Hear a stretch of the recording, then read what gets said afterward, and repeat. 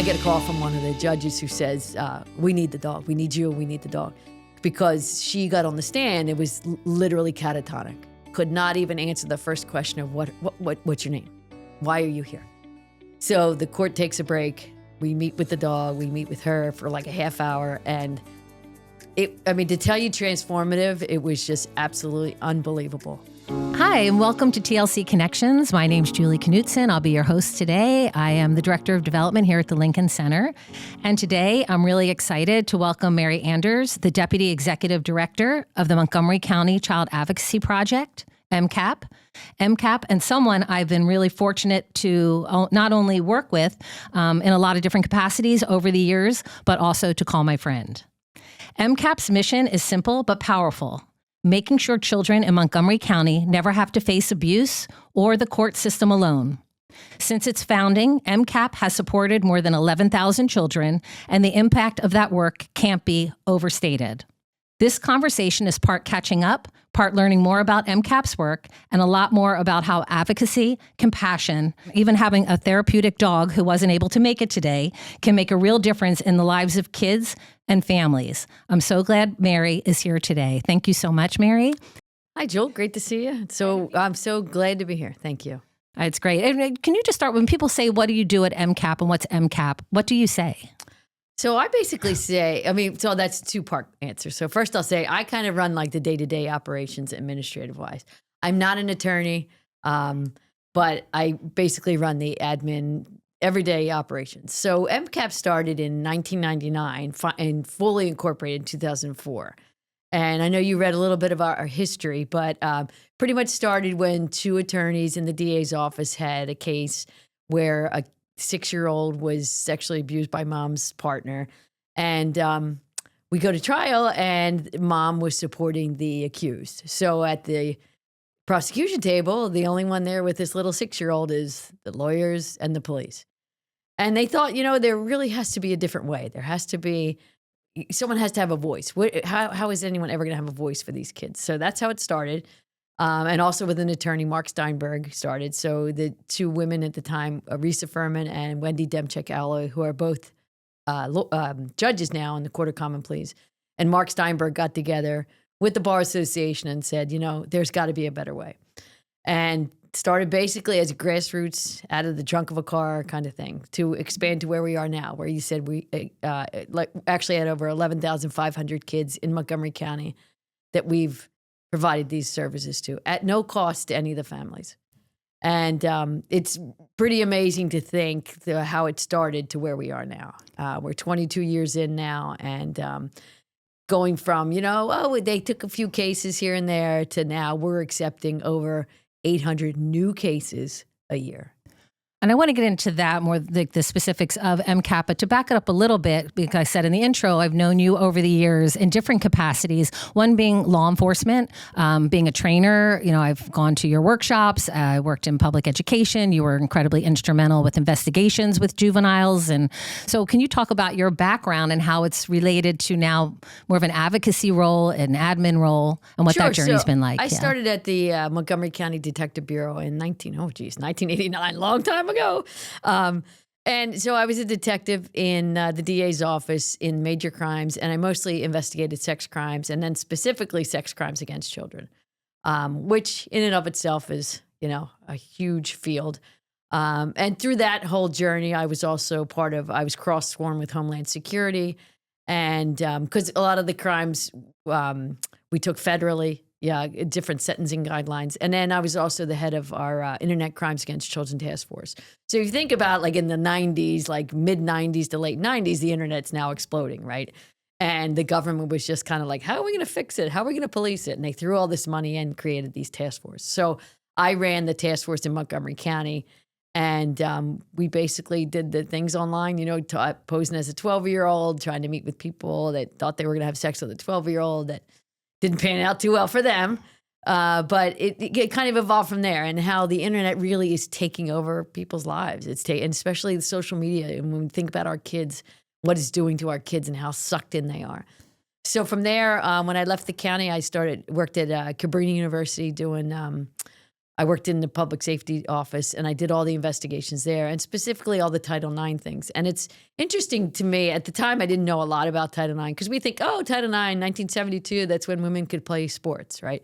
It really, I mean, that may have been how it started, but it's not really what it's about. It's about that there can't be discrimination in education at all. And that got expanded to sexual assault and everything else. So I learned a lot there. And really, a lot of people don't realize that Title IX, it applies all the way from K through 12, all the way through universities. So Title IX is more than, can you just say a little bit more about Yeah, so Title IX, it just says that you can't be discriminated based on age, sex, race, all the basics that you can't have discrimination again just because you're a female. Or you're a student at a university or at a school, right? So sexual assault is a form of discrimination.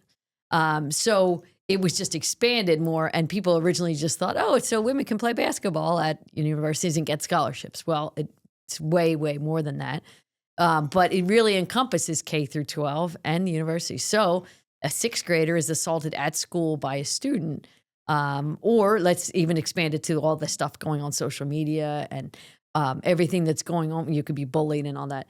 That is all then ruled by Title IX. So the schools have to respond. Because, back in the day when you and I were going to schools and you would make a report, it'd be like, oh, okay, we'll take care of it. And things were brushed under the carpet. And we all know about Jerry Sandusky and all those things that were brushed under the carpet by different universities. So it really is the safeguard for students and families to realize that something has to be done. You can't just leave it up, unfortunately, because administrators won't always do the right thing. Interesting. So you transitioned from detective to focusing on higher ed, kind of the Title IX, still kind of in investigations, and then leading towards MCAP, where it's in a way reactive because the kids have been identified, but a lot of advocacy. Right. So I was on the board of MCAP from 2015 forward, and then when this opportunity came up in 2022 to transition over as an employee, I jumped at it because it is a different role for me, not being, like you said, on the front lines of like catching the bad guys, but it's now, all right, someone's been identified, someone's been named as a victim. How do we can wrap around them, get them services, wraparound services. But what's distinct and I think different for us is that we follow the kid from start to finish, right? So we might get a referral for a criminal case.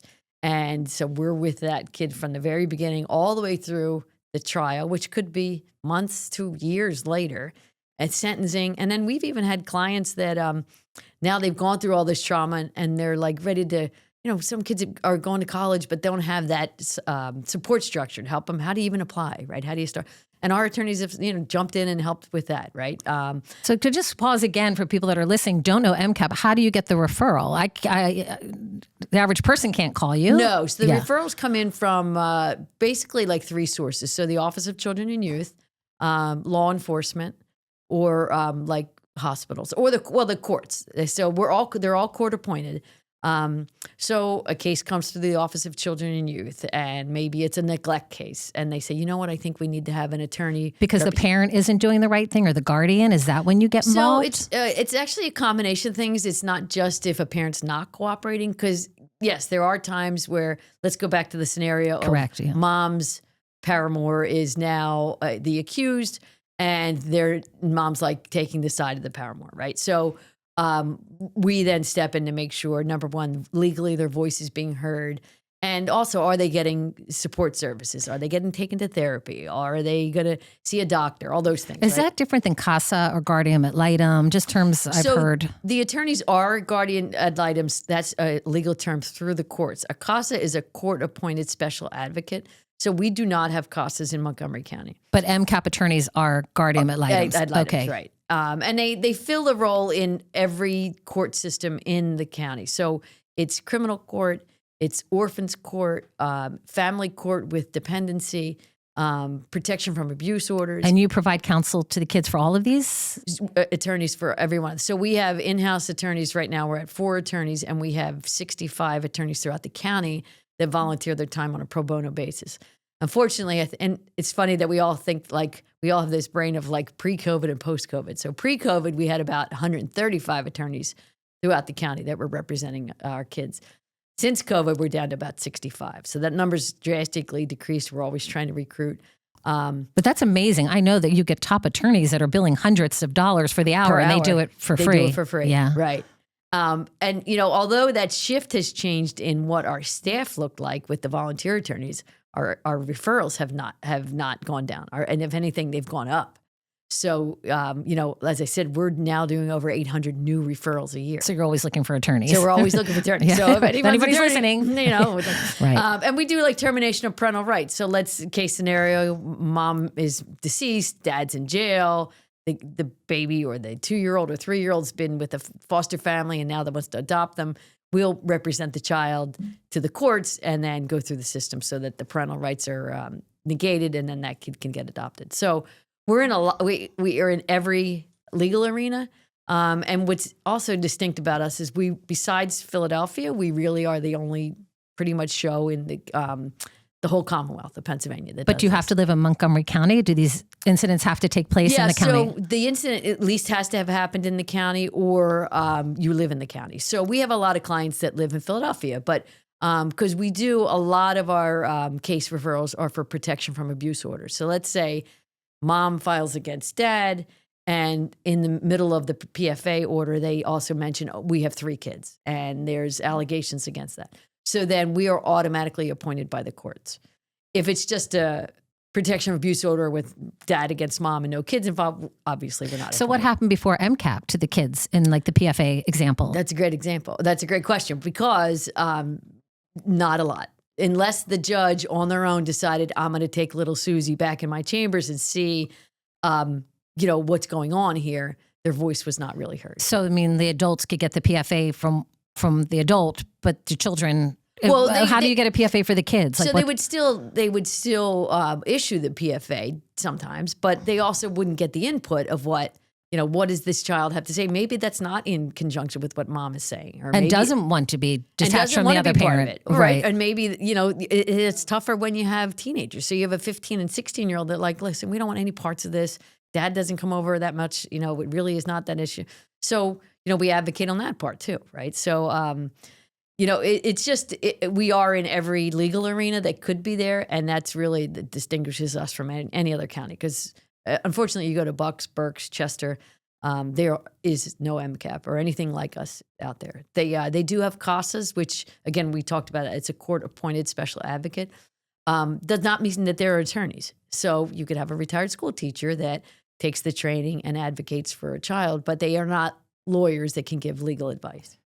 So is their voice not counted as heavily? Well, they still input to the judge and can say, this is what I think or this, but with having the lawyers represent that, they can, they really, it's just a better avenue to go down because they know the rights, even though you're under 18 still doesn't mean the Constitution's thrown out the window. You still have rights under the Constitution. And it's just a better model. And, I know other counties are doing the best they can with the CASAs. Yeah, I know your former executive director, Mary Pugh, but it would be around the state also talking about this model, like trying to help other counties develop it. Right. Yeah. And it's really, you have to have the buy-in from the Bar Association. And it was interesting. I had lunch yesterday with a prospective board member, and they were on the ground floor when MCAP was getting started. They're like, oh, yeah.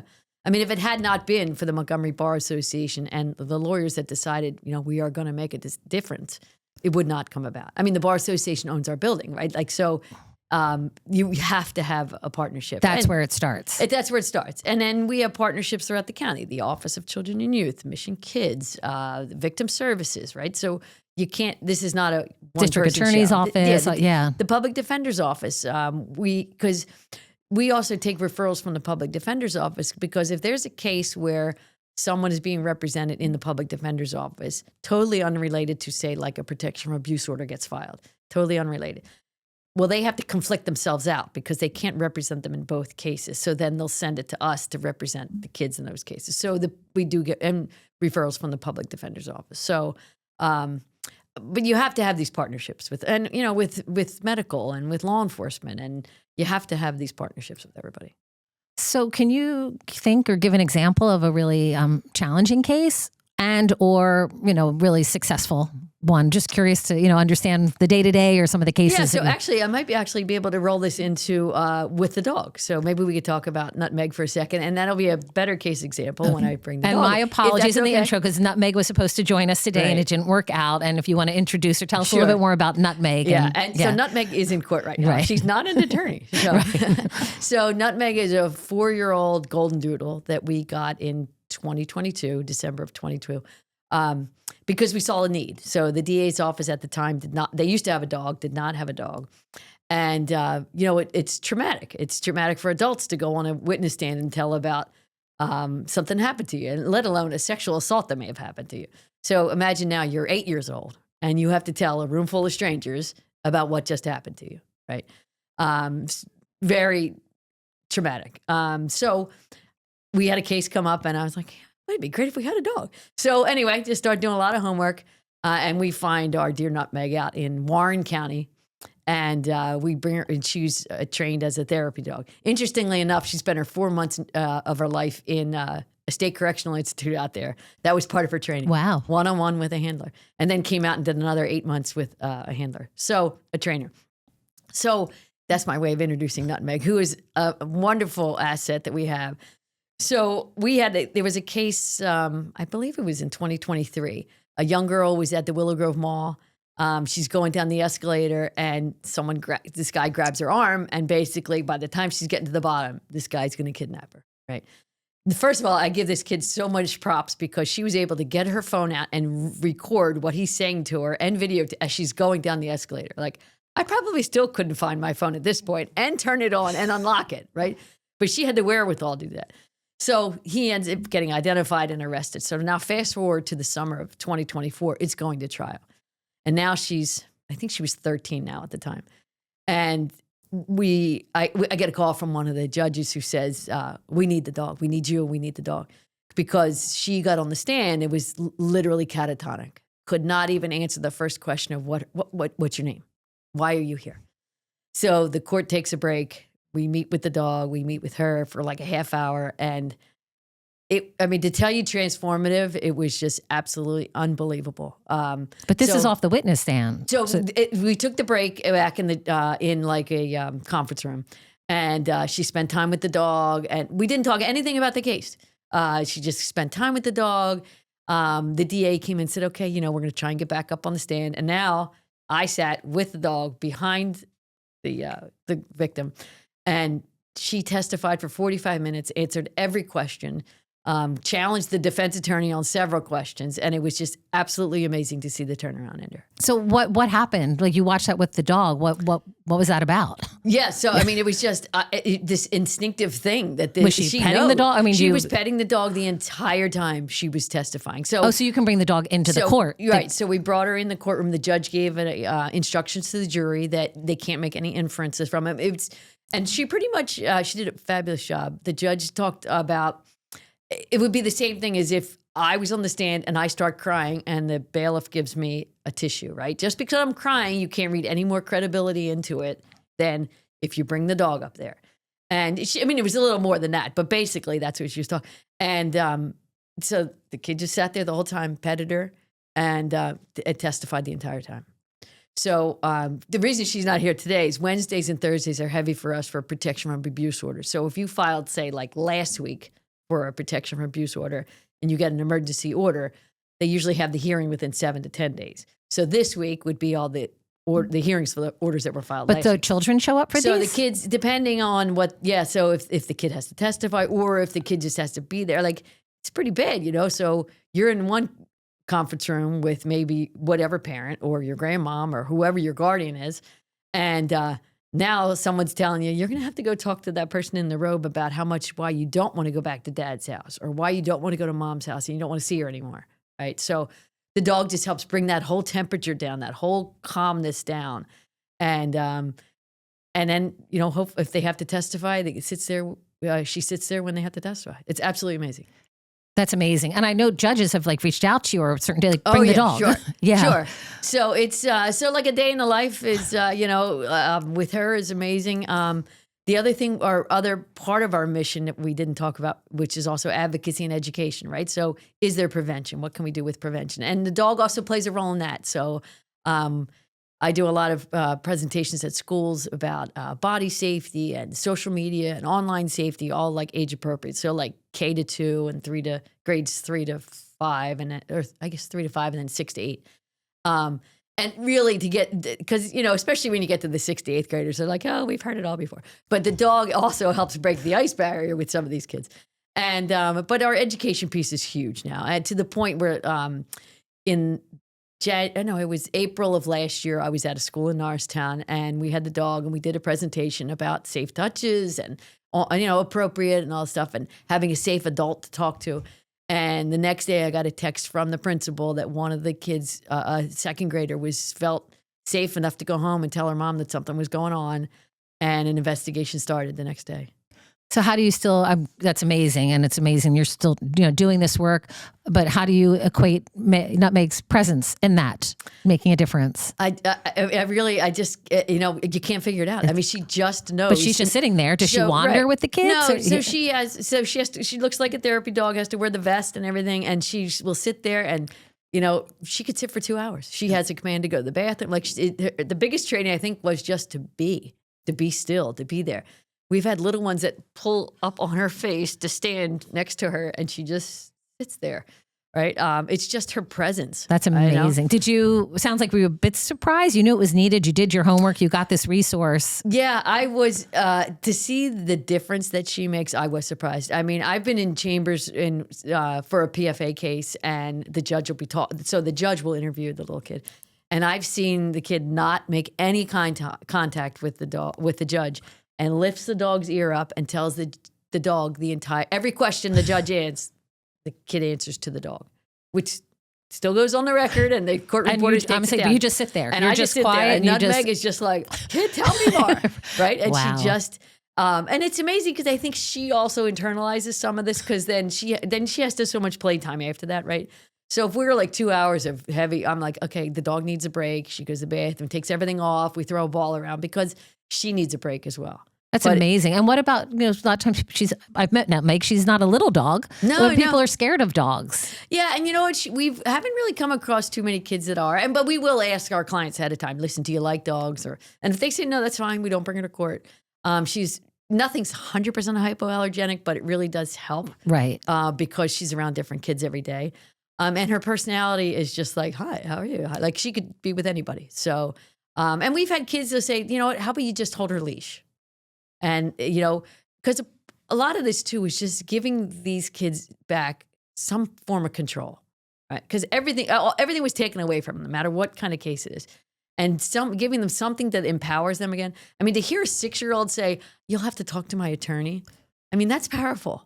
It's, and now just to give them any and you have kids that say that now. They know they have someone representing them and have that voice. Absolutely. Wow. Because then we give them phone numbers that when they speak to our attorneys, and we always say, it's attorney-client privilege, everything attaches. So you don't have to tell your mom or dad what you told me. You don't have to tell your guardian or your aunt what you told the attorney. And the attorney's not going to turn, and that's also part of the dynamic, is these kids feel safe and trusted, because if they say something, and maybe they did something wrong along the lines too, is that you're not repeating it back to whoever they live with, right? Because then they know you leave, like whoever it is, whether it's children and youth, you're there for an hour, you're there for 2 hours, you leave, they're still in that situation, right? They still have to live there. They can't have it hanging over them that their caregiver knows that you just ratted them out, right? So that attorney-client privilege is huge for kids. Huge. And I know a little bit that I was aware with MCAP was trying like clinical support. Lincoln Center, we do a lot of that. But, the kids, there's so much trauma, so much experience. Right. There are attorneys that are amazing, have this resource. Do you refer out? Do you provide support? Yeah, and that's where our partnerships, I think, come in with the Office of Children and Youth and Victim Services. And Victim Services, I tell you, I didn't even know some of the things that they offered, and for free is fabulous. Yeah, Erin Milbourne was in; she was fantastic, and myself too. What they do, it's fabulous. Yeah. And they've been around. I didn't realize they treated some of your MCAP. They do, kids. And we actually, I had Erin in for a lunch and learn at our place, and some of our attorneys were like, "I didn't know that." They have a support group for teens that come. Again, imagine you're 15 years old. You're already in that awkward stage of being a teenager. You want to talk to your mom about what kind of sexual thing happened to you? That's not happening. So they can go to these places. And then what's also great with Aaron's place too is that it doesn't go through insurance. So if you were to come and maybe that, like, no one would know, like, it's not going to go through a bill that your parents are going to get, oh, who's seeing Dr. So-and-so, right? And then the questions start. So you provide the kids, Right, your so- attorneys, yourselves, partnerships, resources. Yeah. And Wow. it's all about keeping the partnerships going. Because again, if anyone ever comes in and says, oh, I'm the sole provider that takes care of kids, they're not telling you the truth. It's not a one organization job. It's everybody working together with the same goal in mind to get the best result. And the best result doesn't always mean that someone gets arrested and goes to jail. The best result is what's best for the parties involved, right? Believe me, I'm not saying people shouldn't be arrested. I'm not saying people No, don't I go know to you. jail. I know you come from that. And sometimes, but accountability. Right. And it's more restorative. So from your journey of more prosecution, catching bad guys, locking them up, to a much wider lens, it's been an interesting professional journey for you. Yeah, it seems because like, it's before I was able to just walk, prosecution's over, I'm on the next case. Yeah. Whatever happens to the accused and the guys in jail, I don't know. That's not my problem. What happens to the family? Okay, well, we helped you, but now I'm on the next one. Now it's more of, it's still that because we get so many cases, but we're following the journey farther. And we have families that come back and say, you saved my life. You saved my kid's life. And I mean, that's impactful. And we do say, we throw numbers out. We all throw numbers out. We said 11,000 some kids, 800 kids. But, we just have to remember there's a name and there's a family behind each one of those names. yeah. Right? And if we weren't here, what? Right? You said, like, if you weren't here, where would they be? We don't want to know the if. And we don't want to be in business, but unfortunately we are in business. Can you talk about a really challenging case or one that you've, whatever the result was, something you wish would have been a different way or that was really? I think the challenging ones are when you have kids that aren't verbal, whether it's they have a disability that they can't be verbal or they're so young they can't tell you what's happening. I mean, I have one I remember as a detective that still I think about all the time. When there was a 2-year-old that had a spiral femur fracture, and it was either mom, dad, or the babysitter, and could not prove it. And so kids just don't get a spiral fracture, right? That's when someone twists their leg. There's this whole thing physiology with they call it the green twig thing. When you're a baby, like your limbs are real pliable, your bones are more pliable. That's why you don't really break too many bones as a baby because they're more pliable. But when you have a fracture like something like that, which means someone actually took your leg and twisted it so it shouldn't be, it just doesn't happen. Like you just don't fall off of your playpen, out of your playpen or out of your high chair and you get a So spiral fracture. there's abuse, but I you know there's can't. abuse, Yeah. and we just could not prove it. And in my heart, I know who did it, but There's no proof. There's no proof. So those cases stick with you. But I try and think of more of the successful cases that, that you look back on, really did save someone's life, or you can make a difference. Yeah. Have you been involved with human trafficking as well, or We do have some cases. I mean, I had one as a detective, but we do have a few referrals to us. They're very difficult. They're very challenging because those victims, first of all, it's hard a lot of times for them to identify themselves as a victim. And then secondly, that they will trust anyone. It takes like a good year to build up a trust. But that the whole process and the systems are working in the time frame. Doesn't have that time. And doesn't have that time to wait, right? So sometimes you have to put those cases on pause till your victim can catch up to where the case is. But I mean, the biggest challenge with those is trust. And are they still going to be here? So you have a 15, 16, 17-year-old that was trafficked. They have nowhere to go. How do you know they're not going to disappear? And now they're in another state, and then Yeah, I think that's a whole nother topic, and I know we're by a lot of interstates. And traffic. What's interesting about trafficking, though, is that people think, oh, that happens to foreigners in other countries. Yeah, there's a lot of we partnered with the Victim Center. Aaron did a whole thing on the Red Sand Project, and it's really about how many people in the United States that are American citizens that are trafficked every year. It's amazing. It's amazing. So, you rely on attorneys pro bono. Where do you get your funding? So the most of our funding comes from 3 sources. The majority of our funding, thankfully, comes from the county commissioners who have, thankfully, for years have been very supportive of MCAP and our mission. So we get county appropriations. So it's I believe it's a line item in their budget, or it might be some other, but which is beautiful. So they see the value and importance of supporting our kids in the county. And if you think it's been probably through the past, I don't know, 6, 7, 8 administrations have still seen the need, right? The elected officials only in for 4 years, but the new ones come in and say, this is still a need. So a majority of our funding comes from the county appropriations because they have realized that if they were to run MCAP as a county agency, it would cost them way more than they're sending us, right? Than they're sending us in funds. So, with the manpower and the background checks and we have to do all that, right? So we have to, whether you're a volunteer or if you're an employee, you still have to go through all the background checks and the 5-year, you have to do all the training. So they realized, it's you take care of it. We do all of it, right? But their support, even just showing up at events. I mean, the commissioners come to our events. We have an event coming up in April, which is Child Abuse Awareness Month or Prevention Month. And you have the DA's office and the Public Defender's office. You have everybody, the stakeholders from the county. The stakeholders from the county, right? So the commissioners have been fabulous, and then our grants and foundations that have been supporting us for years, and we're always applying for new grants. And fundraising events. We're always looking for more grants to apply for.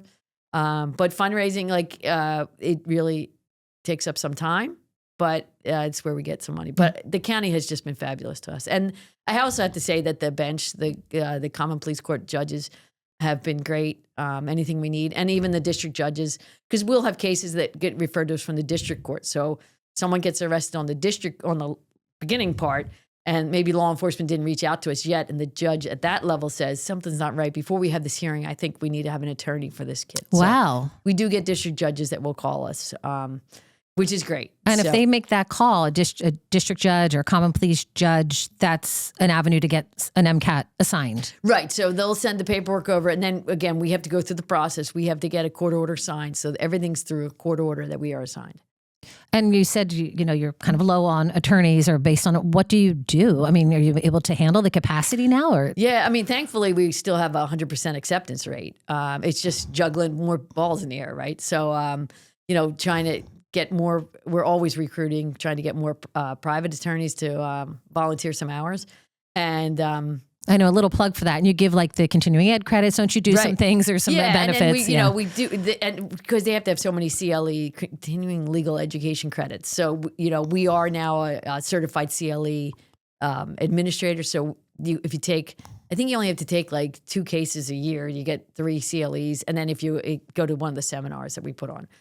Which is great because attorneys, it's hard, especially if you're in a busy practice, to try and take a couple days out to go to training, right? Yeah. That's, you're losing hours and you're losing money. So, I mean, it's just those resources for the funding is great. And, but our bench has been very supportive. So I know you're always looking into new things like finding Nutmeg. Is there anything on the horizon or things that you're looking into? Yeah, so on the horizon, we actually, so we did hire a development director, which is great. Katie Moore, a young girl. She does all the stuff that I go on the internet and try and figure out.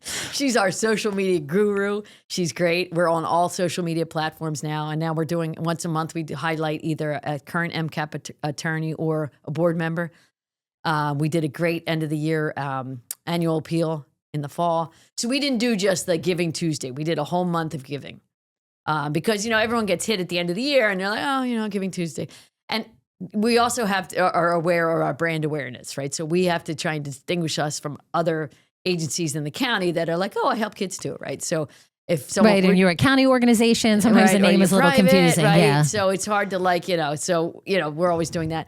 But with Nutmeg in mind, we're actually looking to write and publish a book about the dog and use it as 2 things. It's going to be a kid's book, probably... we're looking at a focus to middle school kids, probably grades probably 2nd to 5th grade, 5th grade at the highest. And to use it both as a fundraising tool and an educational tool. So we can leave it at schools. There'll be some parenting tips on the back, some basic things, and our QR code to go to our website for more resources.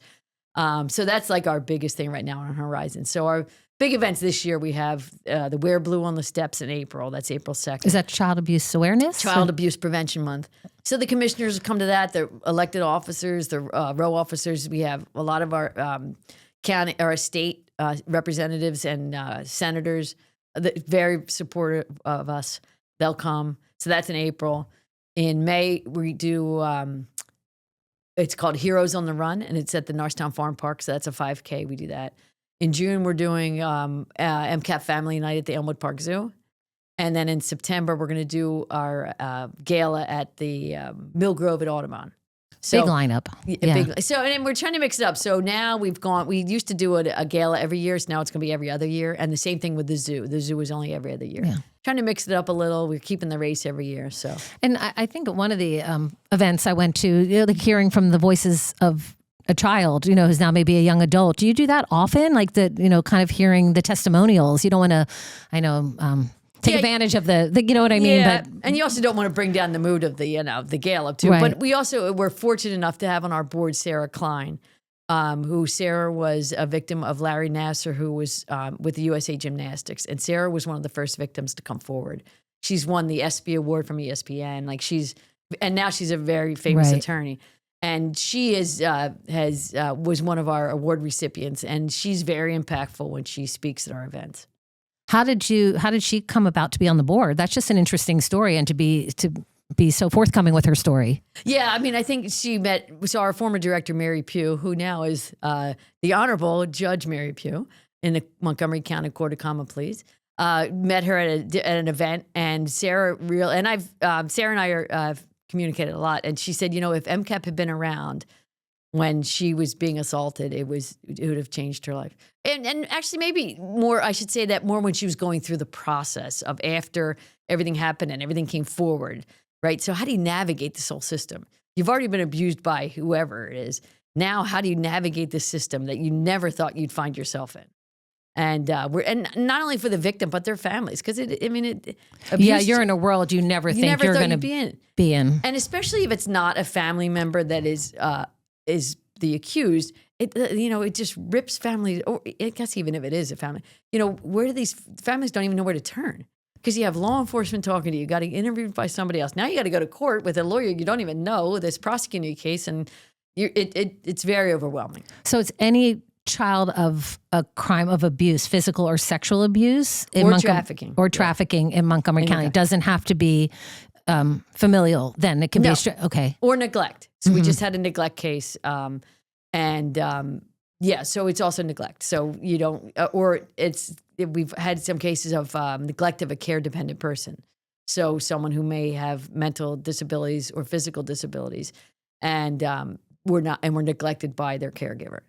Usually, which again is a probably challenging case to represent, because if they're have a disability, to your point, that's a harder client. Yeah, especially when they're nonverbal. And then actually that helps us too, because we're forming a partnership with another agency that's helping us with reaching to kids that are on the autism spectrum, and from one end to the other, and even just your mannerisms when you meet with your client and talking to the kids. So those cases are very challenging. And that's when our attorneys are also appointed as best interest counsel, which is a little different from the guardian ad litem. So, because we do have some cases where in dependency, if the kid might be at the Montgomery County Youth Center and they can't go home, but they want to go home, and all they keep telling their attorney, their guardian ad litem, is that I want to go home. I don't care what happens. I want to go home.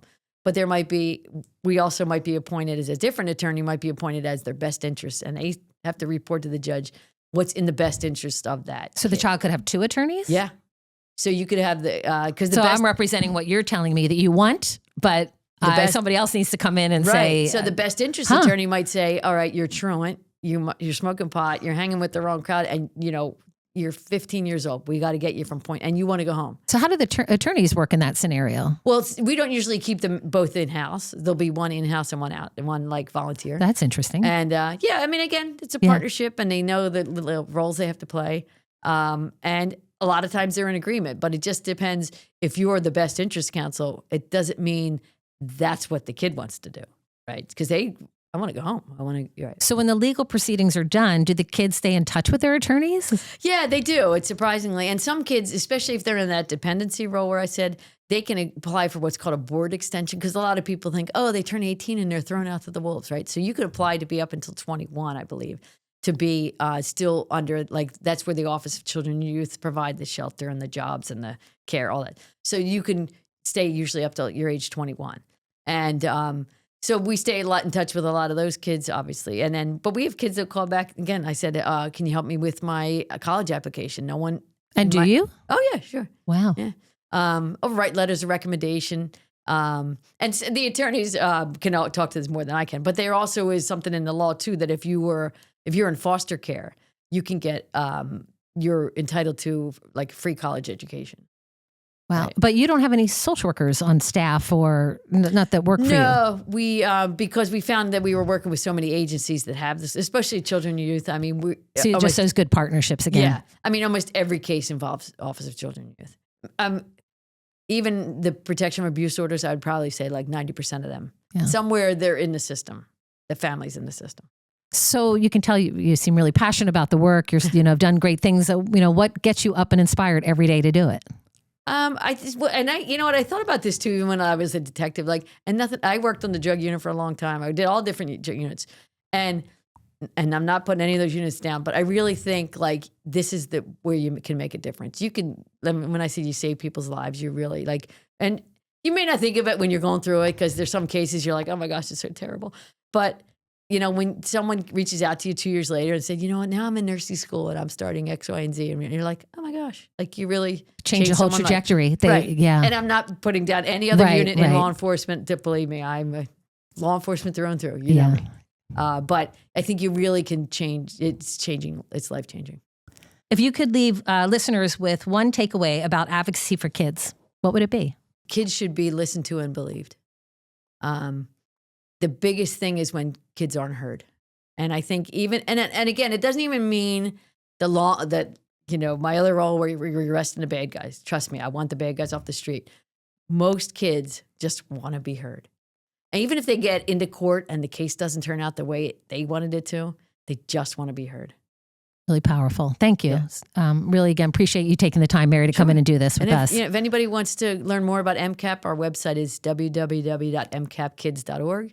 And if anyone would like to make a donation towards the dog, we always do that too. And if any attorneys want to volunteer, we've made every plug then that we could. Every plug we could think of. All right. But for the upkeep of the dog, we've had people that just send in, I love Nutmeg and just send us checks. Yeah, I'm sorry she couldn't make it today. I know, but she's busy. She's in court. Right, she's working. She trumped me. She's in court. Right. Thanks again, Mary. Really appreciate it. Thanks for having me.